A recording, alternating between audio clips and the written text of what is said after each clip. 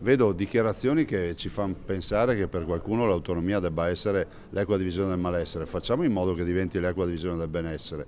Esattamente con la stessa penna usata 7 anni fa per indire il referendum consultivo sull'autonomia, il presidente della regione Zaia ha firmato a Palazzo Balbi la lettera indirizzata al presidente del Consiglio Giorgia Meloni, al ministro per gli affari regionali e le autonomie Roberto Calderoli, che chiede la riapertura del tavolo di confronto col governo per l'attuazione della riforma. C'è tutto un cronoprogramma e un timing da rispettare e va rispettato con convocazioni anche per quanto riguarda noi della consulta regionale per l'autonomia. Dall'altro però penso che ci siano tempi per poter arrivare a fine anno per avere già una bozza di accordo. La riapertura della contrattazione col governo segue a stretto giro la pubblicazione in Gazzetta Ufficiale della legge sull'autonomia, che sarà operativa dal 13 luglio.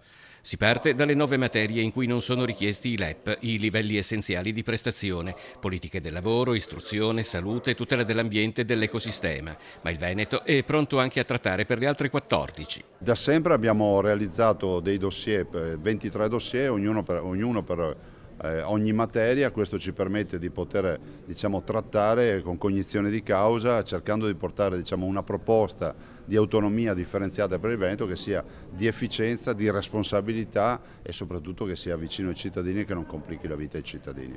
C'è poi un'altra richiesta di autonomia che si apre, quella che riconosca lo status speciale di Venezia, che non deve essere più intesa come un parco giochi per turisti. Come si parla di Roma Capitale non capisco per quale motivo una città che ha uno standing internazionale unico non debba avere un'attenzione dal punto di vista giuridico. È un'attenzione che noi chiediamo, che non si può limitare solo a rifinanziare la legge speciale, ma deve essere un'attenzione a 360 gradi anche giuridicamente. Pensi solo al tema, ma questo lo possiamo vedere nell'autonomia differenziata, del rapporto con la laguna.